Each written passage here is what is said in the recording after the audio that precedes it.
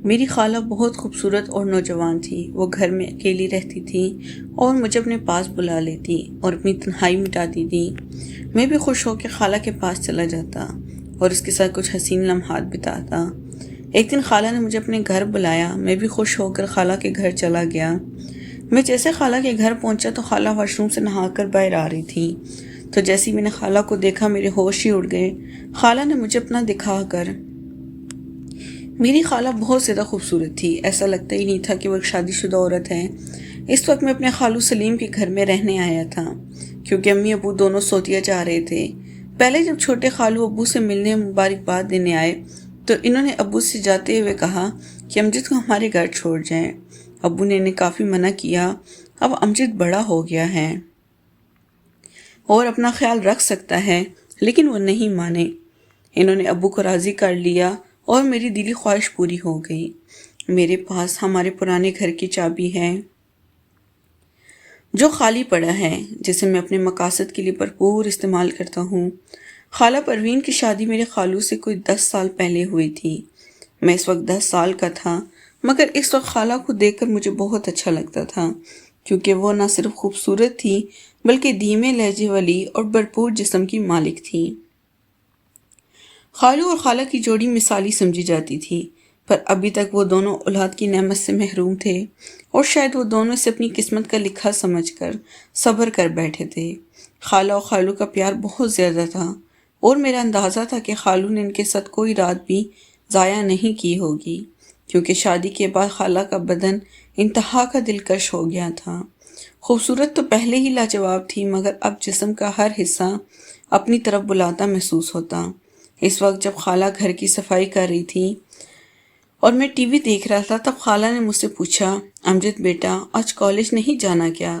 تو میں نے دل ہی دل میں خالہ کے بیٹا بلانے پر برا مناتے ہوئے کہا، نہیں خالہ، سیمسٹر ختم ہو گیا نا، اس لیے 1.5 مہینے کی چھٹیاں ہیں۔ خالہ نے سر ہلایا اور جھک کر میز پر کپڑا مارنے لگی۔ کچھ سمجھ نہیں آ رہا تھا کہ کیا کروں اور کیا نہ کروں۔ 2 دن گزر چکے تھے مجھے خالو کے گھر آئے ہوئے۔ رات کو کھانے کی میز پر خالو نے خالہ اور مجھ سے کہا کہ انہیں 20 دن کے لیے لاہور جانا ہے۔ اگر انہیں زیادہ دنوں کے لیے باہر جانا ہوتا تو وہ خالہ کو ساتھ لے جاتے، مگر اس دفعہ میں خالہ کے گھر پر تھا تو انہوں نے اکیلا جانا ہی مناسب سمجھا۔ میں نے خالہ کی روٹین اور ان کی عادتوں کا اچھی طرح جائزہ لیا۔ میں نے دیکھا کہ چائے کا استعمال زیادہ کرتی ہیں اور چائے کھلے دودھ کی بنتی ہے اور میں ڈبے کی دودھ کی چائے پینے کا عادی ہوں۔ اگلے دن میں گیم کھیل رہا تھا۔ میں نے ہیڈ فون لگائے تھے۔ مجھے نہیں پتا تھا کہ خالہ میرے ساتھ آ کر بیٹھ گئی اور مجھے کھیلتے ہوئے دیکھ رہی تھی۔ ہم دوست آپس میں مل کر ایک دوسرے سے مذاق کر رہے تھے اور میں جو کچھ بکواس کر رہا تھا وہ انتہائی بیہودہ تھی۔ خالہ حیران و پریشان تھی، مجھے بکواس کرتے ہوئے سن رہی تھی۔ پھر انہوں نے مجھے آواز دے کر اپنی موجودگی کا احساس دلانے کی کوشش کی، پر میوزک کی وجہ سے مجھے کچھ سنائی نہیں دے رہا تھا۔ خالہ میری بیہودہ باتیں کافی دیر تک سنتی رہی اور پھر اٹھ کر اپنے کمرے میں چلی گئی۔ شام کو کوئی دوستوں سے ملنے باہر جانے لگا تو خالہ کو بتانے کے لیے ان کے کمرے کی طرف گیا۔ میرے ذہن میں اس وقت کچھ خاص نہیں تھا۔ پھر میں واپس آ کر بیڈ پر لیٹ گیا۔ تھوڑی دیر بعد میں نے کہا، میں نے چائے پینی ہے، بنا دے گی؟ خالہ نے مسکرا کر کہا، کیوں نہیں میرے بچے، بس 2 منٹ میں فریش ہو جاؤں پھر بنا دیتی ہوں، اور اٹھ کر باتھ روم کی طرف بڑھ گئی۔ میں گیلری میں آ کر بیٹھ گیا اور سامنے لان اور پھولوں کو دیکھنے لگا۔ ایک پھول مجھے پسند آ گیا۔ میں نے اسے قریب سے جا کر دیکھا اور پھر اس کو توڑ لیا۔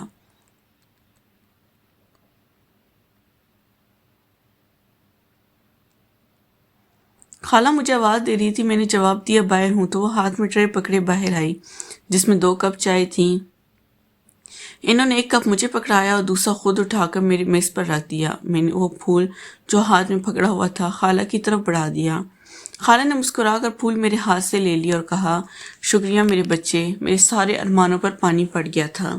میں نے خالہ کی طرف دیکھا اور کہا کہ خالہ، بور تو نہیں ہوتی آپ سارا دن گھر میں رہ رہ کے؟ میں تو بور ہو گیا ہوں، کہیں باہر گھومنے چلے جائیں؟ تو خالہ نے کہا، نہیں امجد، میں آپ کے خالو کے ساتھ ہر جگہ جاتی ہوں لیکن ان کے بغیر کہیں نہیں جاتی۔ میں خاموش ہو کر چائے پینے لگا۔ رات کے کھانے کے بعد میں نے ایک مووی لگائی اور بیٹھ کر دیکھنے لگا۔ خالہ بھی میرے پاس آ کر بیٹھ گئی اور مووی دیکھنے لگی۔ خالہ نے جب دیکھا کہ یہ وہی بکواس ہو رہی ہے جو میں دوپہر کو گیم کھیلتے وقت کر رہا تھا تو انہوں نے کہا اچھا جی ساری گالیاں اور بکواس تم نے یہاں سے سیکھی ہے؟ وہ بولی بیٹا یہ تو بہت گندی بات ہے، تم بہت ہی بیہودہ زبان استعمال کرتے ہو۔ شرم سے میرے پسینے چھوٹ گئے۔ خالہ نے پھر کہا کہ میں رضیہ سے بات کروں گی کہ تم پر نظر رکھے، تم ہاتھ سے نکلتے جا رہے ہو۔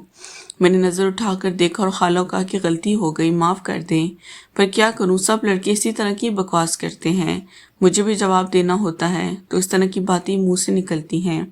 خالہ ہنس پڑی اور کہا کہ ڈرو نہیں، کسی کو کچھ نہیں کہوں گی، مجھے پتہ ہے کہ تم لڑکے کس طرح کی باتیں کرتے ہو۔ اچھا یار کوئی اور مووی لگاؤ، یہ کیا لگایا ہوا ہے؟ تب جا کے میری سانس میں سانس آئی اور میں نے خالہ سے پوچھا کہ کون سی مووی لگاؤں تو انہوں نے کہا کوئی انڈین مووی لگاؤ۔ میں نے کوئی انڈین مووی لگا دی۔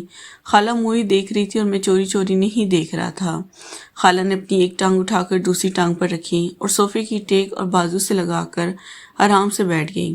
پھر میں نے بھی اپنی ایک ٹانگ اٹھا کر اپنی دوسری ٹانگ پر رکھی۔ مجھے لگا کہ خالہ نے میرے حرکت کو نوٹ کیا ہے اور ان کے چہرے پر ہلکی سی مسکراہٹ آ گئی۔ میں بھی خالہ کی طرح دوسرے کونے پر بیٹھا ہوا تھا۔ پھر خالہ نے مسکراتے ہوئے اپنی پوزیشن صحیح کی اور میں نے بھی ان کو دیکھا اور صحیح ہو کر بیٹھنے میں ہی بہتری سمجھی۔ خالہ ہنس پڑی اور مجھے کہا امجد میری نقل اتارے ہو؟ میں نے ان کی طرف دیکھا اور سر ہلا دیا تو انہوں نے مصنوعی سا غصہ کرتے ہوئے کہا کیوں مجھے تنگ کرنا چاہ رہے ہو؟ میں نے بھی لاپرواہی سے کہا ہاں تھوڑا سا، پھر ہنس پڑی اور بولی کیوں؟ میں نے فوراً کہا یار اتنے دن ہو گئے، نہ کسی کی ڈانٹ کھائی ہے نہ کسی سے جوتے، اوپر سے آپ انتہائی بور ہیں۔ ان کے ماتھے پر بل پڑے اور کہا امجد کیا میں واقعی بور ہوں؟ تو میں نے کہا پتہ نہیں میرا کیا بنے گا اکیلے رہ کر۔ خالہ نے مسکراتے ہوئے کہا تجھے مار کھانی ہے تو میں لگا دیتی ہوں۔ وہ مجھے کوئی معصوم سا شرارتی بچہ سمجھ رہی تھی اور یہ بات میرے فائدے میں تھی۔ شاید اسی طرح کی فضول باتیں کرتے کرتے خالہ مجھ سے کافی فری ہو گئی۔ جب رات کی 11 بجے ان کے موبائل پر خالو کا فون آ گیا اور وہ اٹھ کر اپنے کمرے کی طرف چل پڑی۔ میں نے تھوڑی دیر مووی دیکھی، میں نے ٹی وی بند کیا اور اپنے کمرے کی طرف جانے لگا۔ تبھی مجھے خالہ کے کمرے سے خالہ کی آواز آئی یار بہت مس کر رہی ہوں آپ کو، پتہ نہیں کیسے گزریں گے یہ دن۔ پتہ نہیں دوسری طرف سے کیا کہا گیا، مگر جو خالہ نے کہا وہ میرے لیے کسی سرپرائز سے کم نہیں تھا۔ صبح میں جلدی اٹھ گیا اور فریش ہو کر کچن کی طرف بڑھ گیا۔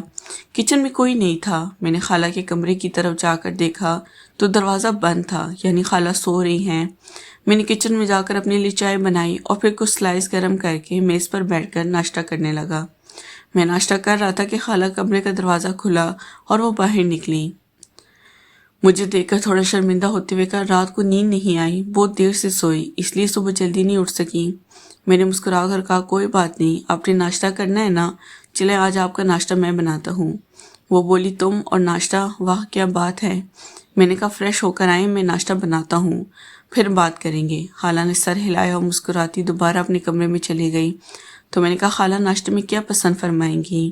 خالہ نے کہا وہ بھی بناؤ جو مجھے پہلے شرم آ رہی ہے۔ میں نے دوبارہ سر جھکایا اور کہا جیسے آپ کی مرضی، اور مڑ کر کچن کی طرف جانے لگے۔ تو خالہ نے مجھے دیکھا اور کرسی پر بیٹھ گئی۔ میں ان کی کرسی کے پیچھے گیا اور جو کہا خالہ آپ کا ناشتہ اور ٹرے ان کے سامنے رکھ دی۔ خالہ میری طرف دیکھ کر مسکرا رہی تھی۔ خالہ نے میرے سر پہ ہاتھ پھیرا اور میرے بالوں کو خراب کر دیا اور کہا واہ بہت عقل مند ہو، میں تو سمجھی تھی کہ تم بھی آج کل کے لڑکوں کی طرح بے پرواہ ہوگے۔ میں نے خالہ کا ہاتھ پکڑ لیا جو میرے سر پر تھا اور کہا یار میرا سٹائل خراب کر دیا۔ خالہ نے میرے گال پہ ایک ہلکا سا تھپڑ مارا۔